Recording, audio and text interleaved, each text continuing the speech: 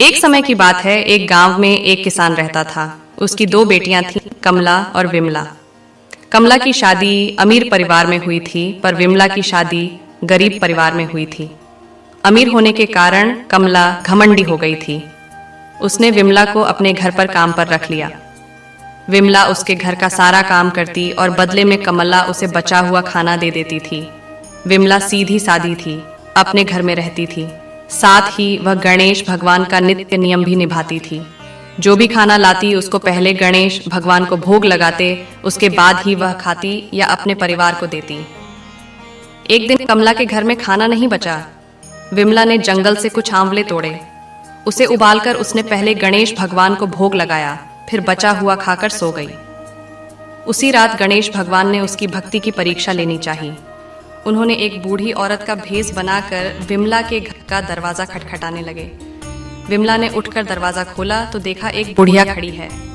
विमला ने पूछा, माँ जी आपको क्या चाहिए? बुढ़िया ने कहा, मुझे बहुत जोरों की भूख लगी है, कुछ खाने को दे दो। विमला ने कहा, माँ जी मैं बहुत गरीब हूँ, खाने का कुछ भी नहीं है, बस उबले हुए आंवले रखे हैं, आप खाएंगे? बुढ़िया माई बोली, हाँ लाओ। तब विमला ने भोग में चढ़ाए हुए आंवले बुढ़िया माई को खाने को दे दिया। खाने के बाद बुढ़िया माई घर जाने में असमर्थ दिखाई। तब विमला बोली, आप चिंता मत कीजिए, आज आप यहीं सो हो, ये कल सवेरे चली जाना। बुढ़िया माई वहीं खा पी कर सो गई। थोड़ी देर बाद बुढ़िया माई की नींद खुल गई। उसने कहा, बेटी मेरा पेट खराब हो गया है। विमला ने कहा, आप अंधेरे में कहाँ जाएंगे, यहीं किसी कोने में निपट लीजिए और अपना हाथ मेरे बालों में पूछ लीजिए, सुबह उठकर मैं साफ कर लूंगी। बुढ़िया माई ने वैसा ही किया। जब सुबह हुई तो बुढ़िया माई वहां नहीं थी। विमला को लगा शायद मैंने सपना देखा होगा। ऐसा सोचकर वह नहाने के लिए तालाब की ओर चली गई। जब वह नहाने लगी तो उसके बालों से सोना झरने लगा। आसपास के लोग देखकर हैरान हो गए। विमला को रात की बात याद आई। वह दौड़ी दौड़ी घर आई। घर आकर उसने देखा कि घर के अंदर चारों ओर सोने के सिक्के बिखरे पड़े हैं। वह खुश होकर गणेश भगवान का जयकारा लगाने लगी। उसने अपने बेटे को मौसी के घर से तराजू लाने के लिए भेजा। उसका बेटा उसी के पास जाकर तराजू मांगने लगा। मौसी ने पूछा, तराजू का क्या करेगा? बच्चा बोला था। उसने बताया, माँ सोने का सिक्का न देगी। कमला ने कहा, घर में खाने को दाना नहीं और सोना नापने की बात कर रही हो। सच्चाई का पता लगाने के लिए वह तराजू के नीचे लट्ठा लगा दिया। बच्चा तराजू लेकर चला गया। जब सोना नापने का काम खत्म हो गया तो तराजू मौसी को लौटाने आया। कमला ने तराजू को उलट पलट कर देखा तो उसके पीछे एक सोने का सिक्का चिपका हुआ था। वह हैरान रह गई और उसे विश्वास हो गया कि विमला बहुत धनी हो गई है, इसलिए काम पर भी नहीं आई। वह दौड़ी दौड़ी बहन के घर पहुंची और उससे पूछा, तुम्हारे पास इतना धन कहाँ से आया?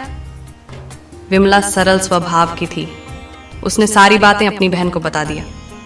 कमला को लालच आ गया। कमला लालच बस गणेश भगवान का नित्य नियम निभाने लगी और रोज जंगली आंवले का गणेश भगवान को भोग लगाने लगी। एक दिन गणेश भगवान उसे सबक सिखाने के लिए बूढ़ी औरत का भेष धरकर उसके घर गए। वह बुढ़िया माई को बैठा और वहीं उबला हुआ आंवला दिया। आंवला खाकर बुढ़िया माई का पेट खराब हो गया। उसने कमला के सारे घर को गंदा कर दिया। जब सुबह कमला की नींद खुली तो उसने देखा सारा घर गंदगी से भरा पड़ा है और बदबू भी कर रहा है। कमला गंदगी को साफ करने लगी, पर गंदगी बढ़ती ही जा रही। वह परेशान होकर विमला के घर गई। उसने विमला को सारी बात बताई। विमला ने कहा, तुम्हारे पास खाने का इतना सामान था, फिर भी तुमने उबले हुए आंवले गणेश भगवान को खिलाए। इसी कारण गणेश भगवान का कोप तुम पर हुआ है। कमला को अपनी गलती का एहसास हो गया। वह गणेश भगवान से क्षमा मांगने लगी। गणेश भगवान ने उसको माफ कर दिया और अपनी माया समेट ली। ये गणेश जी महाराज, जैसे आपने विमला पर अपनी कृपा करी को ऐसे ही अपने सभी भक्तों पर अपनी कृपा बनाए रखना। प्रेम से बोले गणेश भगवान की जय हो।